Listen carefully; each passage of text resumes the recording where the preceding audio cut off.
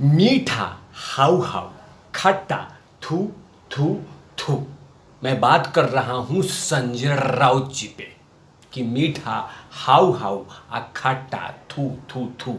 मतलब कि मीठा अच्छा लगता है और खट्टा थू थू लगता है। जैसे ही बॉम्बे हाई कोर्ट से झटका मिला तो सीधा कोर्ट पे ही सवाल उठा दिया, सवाल उछाल दिया कि ये हो क्या रहा है।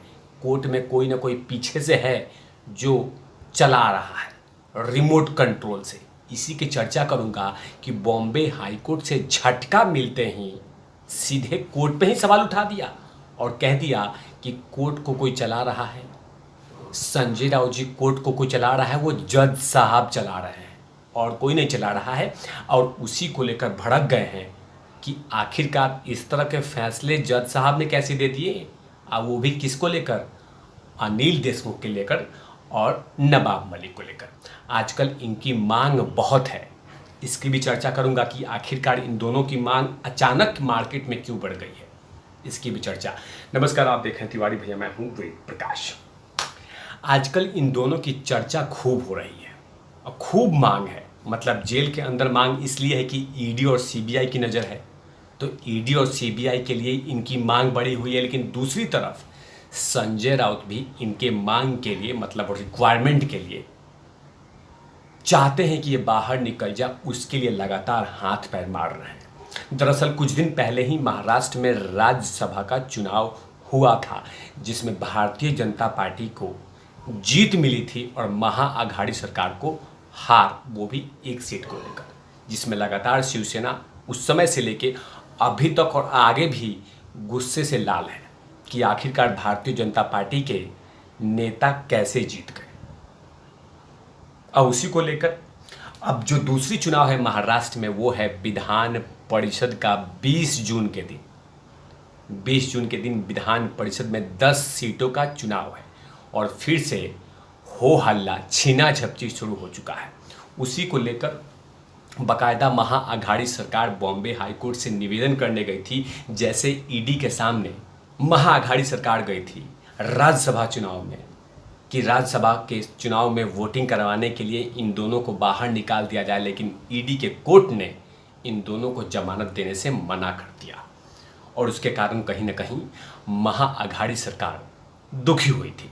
लेकिन अब जो 20 जून के दिन चुनाव है, उसको लेकर संजय राउत भड़क गए, क्योंकि महाआघाड़ी सरकार चाहती है कि अनिल देशमुख और नवाब मलिक कोर्ट से अस्थायी रूप से जमानत लेके आ जाए और वोट देके चले जाएं और हमारे कैंडिडेट, मतलब महाआघाड़ी सरकार के कैंडिडेट को जिता दें। क्योंकि महाआघाड़ी सरकार 6 सीटों पर चुनाव लड़ रही है, भारतीय जनता पार्टी 5, मतलब 11, लेकिन चुनाव है कितना, 10।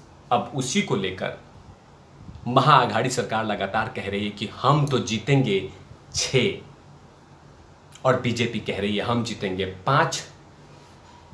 और बीजेपी के अगर नेता ने कह दिया है, देवेंद्र फडणवीस ने कह दिया है कि अगर हम जीतेंगे 5 तो कहीं ना कहीं गणित बैठा दिया हो गया। उसका जीता जागता उदाहरण महाराष्ट्र के राज्यसभा चुनाव में था, जब उन्होंने कह दिया था कि हम 4 सीटें जीतेंगे। तो उस समय भारतीय जनता पार्टी राज्यसभा में 3 सीटें जीती थी और महाआघाड़ी सरकार 3, जबकि महाआघाड़ी सरकार को जीतना था 4 लेकिन जीती 3, और वहाँ पे भारतीय जनता पार्टी को जीतना था 2 तो भारतीय जनता पार्टी जीती 3। और इसी को लेकर शिवसेना काफ़ी हो हल्ला किया था कि आखिरकार छल बल से, छल कपट से ये राज्यसभा का चुनाव भारतीय जनता पार्टी जीती है। और लगातार शिवसेना के नेता सवाल उठा रहे थे और संजय राउत भड़के हुए थे। लेकिन जैसे ही विधानसभा के चुनाव करीब आ रहा है 20 जून के दिन, और बॉम्बे हाईकोर्ट ने अनिल देशमुख को और नवाब मलिक को अस्थायी रूप से जमानत देने से मना कर दिया। और उसके बाद क्या था कि संजय राउत भड़क गए। जाहिर सी बात है कि संजय राउत ने कह दिया है कि विधान परिषद में अब की बार हम चुनाव जीतेंगे और बीजेपी को हराएंगे। और उधर देवेंद्र फडणवीस कह रहे हैं, जादूगर नेता, कि हम 5 सीटें जीतेंगे, बस इंतजार कीजिए।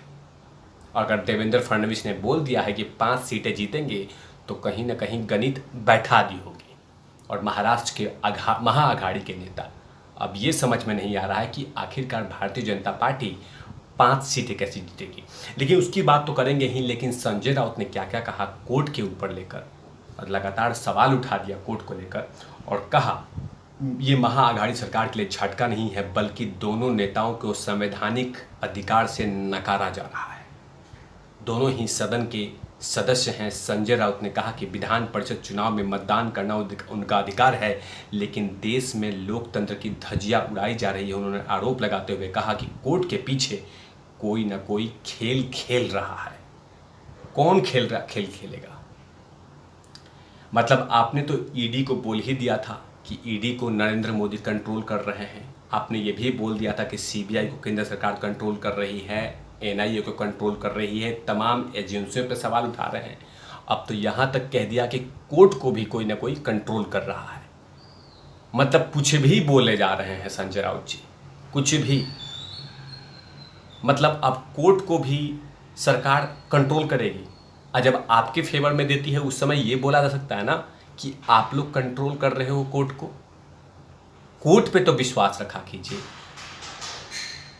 लेकिन कोर्ट ने जैसे ही इस तरह की बातें कही तो आपको लग रहा है कि कोर्ट को कोई कंट्रोल कर रहा है। मतलब कौन कंट्रोल करेगा? भारतीय जनता पार्टी, और वो भी बॉम्बे हाई कोर्ट को, कभी सुप्रीम कोर्ट को, कभी पटियाला कोर्ट को। मतलब कुछ भी बोल देते हैं आप इस झटके के बाद।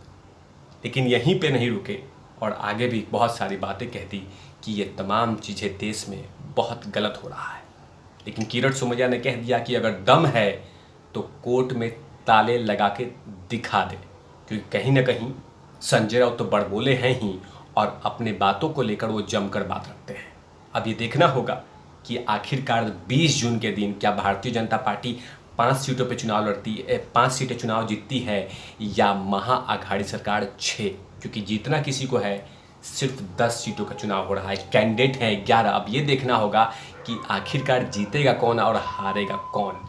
देवेंद्र फडणवीस ने विधान परिषद में भी पैदा हुई टकराव की नौबत का ठीकरा महाअघाड़ी सरकार पे फोड़ते हुए कहा है कि हमारी इच्छा थी कि वे सभी निर्विरोध चुने जाएं। सत्तारूढ़ पक्ष के कुछ लोगों ने इसके लिए प्रयास भी किया था, लेकिन चुनाव निर्विरोध नहीं हो सके।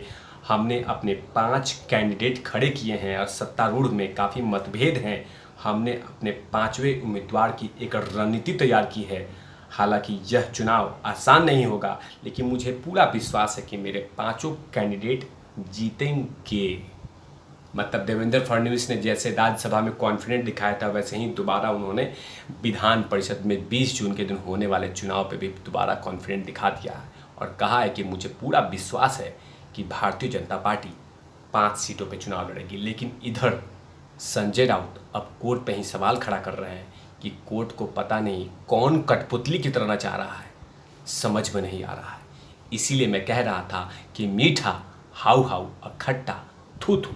मतलब जब संजय राउत के फेवर में फैसले आए तो कोर्ट बहुत अच्छा है, और जब संजय राउत के खिलाफत आए तो कोर्ट बहुत बुरा है, और कोई नहीं कोई कोर्ट को चला रहा है। तब तक के लिए आप देखते रहिए तिवारी भैया। मैं हूँ वेद प्रकाश, कैमरामैन ध्रुव लाठी के साथ। और नॉट लवीज।